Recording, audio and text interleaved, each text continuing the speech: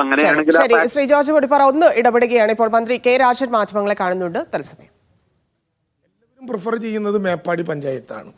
മേപ്പാടി പഞ്ചായത്തിൽ തന്നെ ഞങ്ങൾക്ക് വേണം. ഭൂമിയുടെ പ്രശ്നമുണ്ടെങ്കിൽ തൊട്ടടുത്താകുന്നതിലും പ്രശ്നമില്ല. ഈ 9 എസ്റ്റേറ്റുകൾ ഞങ്ങൾ പരിശോധിച്ചപ്പോൾ ആ 9 എസ്റ്റേറ്റുകളിൽ ജോൺ മത്തായി പറഞ്ഞ ഔദ്യോഗികമായിട്ടുള്ള സുരക്ഷിതത്വം എല്ലാം കൊടുക്കുന്ന വിധത്തിൽ ആകെ നമുക്ക് എടുക്കാവുന്ന ഏറ്റവും പ്രധാനപ്പെട്ട 2 സ്ഥലങ്ങൾ ഞങ്ങളിപ്പോൾ കണ്ടെത്തിയിട്ടുള്ളത് പോലെ ഈ നെടുമ്പാല എസ്റ്റേറ്റും അതുപോലെ തന്നെ എൽസ്റ്റോൺ എസ്റ്റേറ്റുമാണ്. കോട്ടപ്പടി വില്ലേജിൽ മേപ്പാടി പഞ്ചായത്തിലുള്ള നെടുമ്പാല എസ്റ്റേറ്റും അതുപോലെ തന്നെ കൽപ്പറ്റ വില്ലേജിൽപ്പെട്ട എൽസ്റ്റോൺ എസ്റ്റേറ്റും. ഇത് ദുരന്തം നടന്ന് 2 മാസം കഴിഞ്ഞ് നിങ്ങൾ കരുതുന്നത് പോലെ നേരം എടുത്തിട്ടില്ല. 25 എസ്റ്റേറ്റുകൾ കണ്ടു.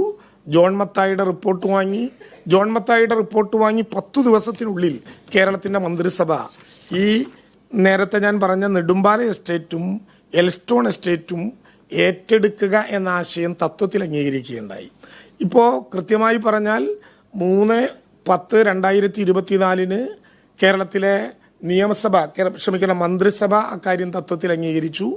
4/10/2024 11/2024 DMD എന്ന ഉത്തരവ് പ്രകാരം സത്യത്തിൽ ഈ ഭൂമി തത്വത്തിൽ ഏറ്റെടുക്കാൻ വേണ്ടി ഈ 2 ഭൂമിയും ഏറ്റെടുക്കാൻ വേണ്ടിയിട്ടുള്ള സർക്കാരിൻ്റെ ഉത്തരവ് സർക്കാർ പ്രഖ്യാപിച്ചു.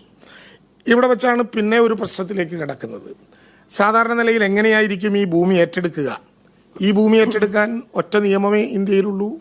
അത് LAR 2013 land acquisition rehabilitation and resettlement 2013. അതിൻ്റെ ഭാഗമായി കേരളം പുറപ്പെടുവിച്ച 2015 ചട്ടങ്ങൾ.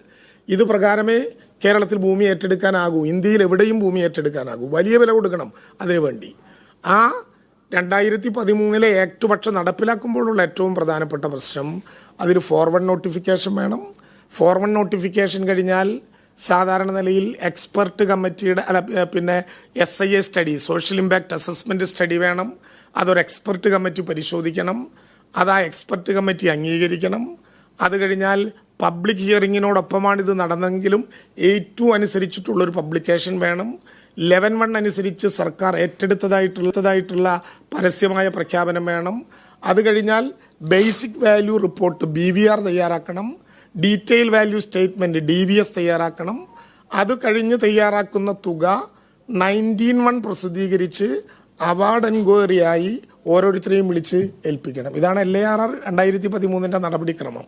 അപ്പോൾ നമ്മൾ പറഞ്ഞു LAR 2013 ഭൂമി ഏറ്റെടുക്കുന്നതിന് നഷ്ടപരിഹാരം കൊടുക്കാൻ കണക്ക് കൂട്ടേണ്ട സെക്ഷൻ 26, 27, 28 അനുസരിച്ചു തന്നെ പണം നോക്കി നമുക്ക് ഏറ്റെടുക്കാമെങ്കിലും കാലതാമസം വരാതിരിക്കാൻ നമുക്ക് ഡിസാസ്റ്റർ മാനേജ്മെൻറ്റ് ആക്ട് 2005 അനുസരിച്ച് വേഗത്തിൽ ഏറ്റെടുക്കണം. എന്തുകൊണ്ട്? LAR 2013 അഡ്വാൻസ് പൊസഷൻ ഇല്ല. ഭൂമിയുടെ പണം കൊടുത്താലേ ഭൂമി ഏറ്റെടുക്കാൻ പറ്റൂ. നെഗോഷിയേഷൻ പർച്ചേസ് ഇല്ല 2013 അനുസരിച്ച്. അഡ്വാൻസ് പൊസഷൻ ഇല്ല 2013 അനുസരിച്ച്. അപ്പോൾ നമ്മൾ പറഞ്ഞു ഡിസാസ്റ്റർ മാനേജ്മെൻറ്റ് ആക്ട് അനുസരിച്ച് അഡ്വാൻസ് പൊസഷൻ നമുക്ക് വേണം. ഇതാണ് പ്രധാനപ്പെട്ട പ്രശ്നം. ആ വിഷയത്തിൽ സ്വാഭാവികമായിട്ടും നെടുമ്പാല എൽസ്റ്റോൺ എസ്റ്റേറ്റുകൾ ഒരു കേസിന് പോയി. അവരോട് ഞങ്ങൾ നേരത്തെ സംസാരിച്ചിരുന്നതാണ്. പക്ഷെ അവർക്ക് സ്വാഭാവികമായിട്ടും ഉണ്ടാകുന്നൊരു പേടി ഡിസാസ്റ്റർ ആക്ട് അനുസരിച്ച് ഏറ്റെടുക്കുകയും അവരുമായി ബന്ധപ്പെട്ട ചില ക്രയവിക്രയങ്ങൾ നിലനിൽക്കുകയും ചെയ്ത സാഹചര്യത്തിൽ പണം കിട്ടാതെ ഈ ഭൂമി പോകുമോ എന്ന സ്വാഭാവികമായിട്ടുള്ളൊരു വികാരം അവർക്കുണ്ടാകും. ഒരു കോടതിയെ സമീപിച്ചു. കോടതി ഇക്കാര്യത്തിൽ 2 പക്ഷത്തിൻ്റെയും വാദം കേട്ടു. കോടതി ഞങ്ങളോട് ചോദിച്ച ഏറ്റവും പ്രധാനപ്പെട്ട കാര്യം, കൃത്യമായ നിയമോപദേശത്തിൻ്റെ അടിസ്ഥാനത്തിലാണ് ഞങ്ങൾ വേഗതയിൽ ഏറ്റെടുക്കാൻ വേണ്ടി ഈ നടപടിക്രമങ്ങളിലേക്ക് കടന്നത്. അപ്പോൾ കോടതി ഞങ്ങളോട് ചോദിച്ചു, നിങ്ങൾ ഡിസാസ്റ്റർ മാനേജ്മെൻറ്റ് ആക്ട് അനുസരിച്ച് ഏറ്റെടുത്താൽ ഭൂമിയുടെ ഉടമസ്ഥന്മാർക്ക് നഷ്ടപരിഹാരം കൊടുക്കാൻ ഉദ്ദേശിക്കുന്നുണ്ടോ?